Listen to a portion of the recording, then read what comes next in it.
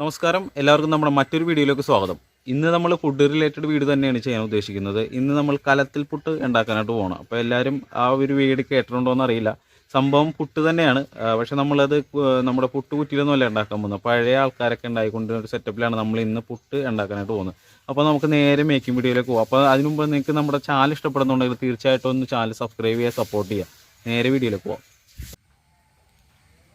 നമ്മൾ ഈ കാണുന്ന മൺകലത്തിലാണ് പുട്ടുണ്ടാക്കാൻ പോകുന്നത്. അപ്പോൾ അതിനായിട്ട് ഞാനൊരു കാൽഭാഗം വെള്ളം ഇതിൻ്റെ അകത്ത് എടുത്തിട്ടുണ്ട്. കാരണം നമ്മൾ ഈ വെള്ളം തിളച്ച് അതിൻ്റെ ആവിയിലാണല്ലോ പുട്ട് വേവിക്കാൻ പോകുന്നത്. അപ്പോൾ അതിന് വേണ്ടിയിട്ട് നമ്മൾ കുറച്ച് വെള്ളം എടുത്തിട്ടുണ്ട്. ഇനിയിപ്പോൾ നമുക്ക് ഇൻഗ്രീഡിയൻസ് ആയിട്ട് ഞാൻ ഇവിടെ കുറച്ച് ഗോതമ്പ് പൊടി എടുത്തിട്ടുണ്ട്. അപ്പോൾ ഞാൻ ഗോതമ്പ് പൊടി ചെറുതായിട്ടൊന്ന് ചൂടാക്കി എടുത്തതാണ്. അതിനുശേഷം നമുക്ക് കുറച്ച് തേങ്ങാപ്പീര വേണം. ഇനിയിപ്പോൾ അടുത്തായിട്ട് നമ്മൾ എടുത്തു വെച്ചിരിക്കുന്ന ഈ മൺകലത്തിൻ്റെ വായ നമ്മളൊരു തുണി കൊണ്ട് റൗണ്ടിൽ കെട്ടാൻ പൊട്ടാം. അപ്പോൾ ഈ തുണി നമ്മൾ നനച്ച് പിഴിഞ്ഞെടുത്തതാണ്. ചെറിയൊരു നനവ് വേണം. എന്നിട്ട് ഈ സെൻറ്റർ ഭാഗം നമുക്ക് ഇച്ചിരി താത്തി ഒരു കുഴി പോലെ ആക്കി കൊടുക്കുക. എന്നിട്ട് ബാക്കി നല്ലോണം വലിച്ച് ടൈറ്റ് ചെയ്ത് കിട്ടണം കേട്ടോ. അങ്ങനെ നമ്മൾ മൺകലമൊക്കെ ഇവിടെ ഒരു ദിവസം തുണിയൊക്കെ ഇട്ട് എടുത്തിട്ടുണ്ട്. അപ്പോൾ നമ്മൾ ഇതേപോലെ കെട്ടുമ്പോൾ ശ്രദ്ധിക്കേണ്ടതായിരുന്നു വെച്ച് കഴിഞ്ഞാൽ ഈ നടുക്ക് നമുക്ക് ഇതേപോലെ ഒരു കുഴി പോലെ ആക്കിയെടുക്കണം കേട്ടോ. അങ്ങനെ എന്നിട്ട് വേണം നമുക്ക് ഇതേപോലെ തുണി കെട്ടാനായിട്ട്. അങ്ങനെ നമ്മളിതേ വെള്ളം തിളക്കാനായിട്ട് വെച്ചിട്ടുണ്ട്. അപ്പോൾ ഇന്നത്തെ ഈ ഒരു ഫുഡ് പ്രിപ്പയർ ചെയ്യുന്നത് ഞാനല്ല, എൻ്റെ അമ്മയാണ്. കാരണം അമ്മയുടെയൊക്കെ കുഞ്ഞുനാളിൽ വീടുകളിൽ ഇതേപോലെയാണ് പുട്ടുണ്ടായിക്കൊണ്ടിരുന്നത്. അപ്പോൾ ഈ ഒരു സംഭവം നിങ്ങളിലേക്ക് എത്തിക്കുക എന്നാണ് ഇന്നത്തെ നമ്മുടെ വീഡിയോയുടെ ഉദ്ദേശം കേട്ടോ. ഇനി അടുത്ത സ്റ്റെപ്പ് എന്ന് വെച്ച് കഴിഞ്ഞാൽ നമുക്ക് ഈ ഒരു ഗോതമ്പ് പൊടി നമുക്ക് ആവശ്യത്തിന് ഉപ്പും വെള്ളവും കൂടി ചേർത്തിട്ട് നമുക്ക് നല്ലോണം ഒന്ന് മിക്സ് ചെയ്തെടുക്കാം. നമ്മൾ സാധാരണ പുട്ടിന് കുഴക്കുന്ന പോലെ തന്നെ കേട്ടോ.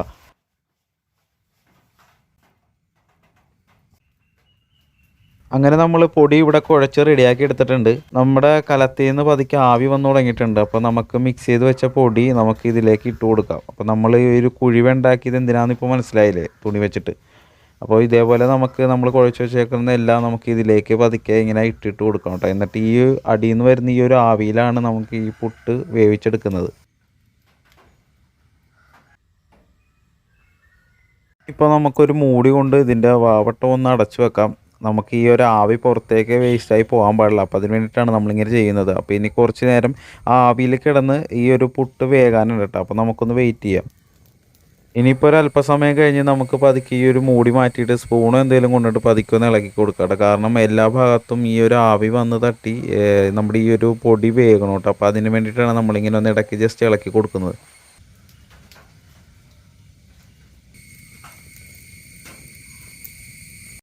അങ്ങനെ നമ്മുടെ പുട്ട് ഏകദേശം ഇവിടെ റെഡി ആയിട്ടുണ്ട്. ആവിയൊക്കെ വരുന്നുണ്ട് നല്ലപോലെ. അപ്പോൾ നമുക്ക് പുട്ട് നമുക്ക് അടുപ്പിൻ്റെ മുകളിൽ നിന്ന് പതുക്കെ ഇറക്കി മാറ്റി വെക്കാം കേട്ടോ.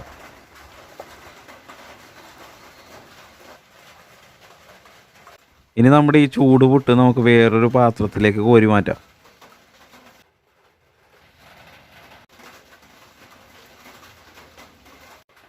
ഇനി വെന്തിരിക്കുന്ന പുട്ടിൻ്റെ പൊടിയിലേക്ക് നമ്മൾ നേരത്തെ എടുത്ത് വെച്ച തേങ്ങാപ്പീര ആഡ് ചെയ്യുകയാണ്. എന്നിട്ട് നല്ലപോലെ ഒന്ന് മിക്സ് ചെയ്തെടുക്കുക കേട്ടോ.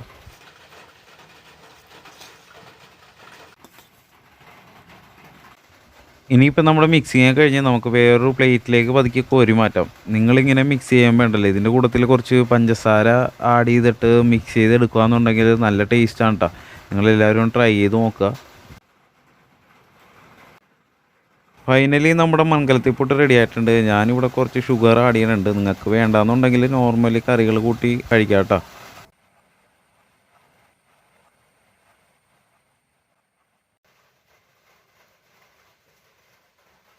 അപ്പോൾ ഇന്നത്തെ നമ്മുടെ ഒരു വീഡിയോ ഇത്രേ ഉള്ളൂ. നിങ്ങൾക്ക് എല്ലാവർക്കും ഇഷ്ടപ്പെട്ടെന്നുണ്ടെങ്കിൽ തീർച്ചയായിട്ടും വീട്ടിൽ ഉണ്ടാക്കിയിട്ട് ഒന്ന് ട്രൈ ചെയ്ത് നോക്കുക. അപ്പോൾ ഉണ്ടാക്കി ട്രൈ ചെയ്ത് നോക്കിയിട്ട് നിങ്ങൾക്ക് ഇഷ്ടപ്പെട്ടാൽ തീർച്ചയായിട്ടും നമ്മുടെ കമൻറ്റ് ബോക്സിൽ വന്ന് അഭിപ്രായം അറിയിക്കേണ്ടതാണ് കേട്ടോ. അപ്പോൾ നമുക്ക് അടുത്ത എപ്പിസോഡിലും മറ്റൊരു കാഴ്ചയും അല്ല മറ്റൊരു വിഭവത്തിൻ്റെ റെസിപ്പി ആയിട്ട് വരാം. അതുവരേക്കും എല്ലാവർക്കും ബൈ ബൈ.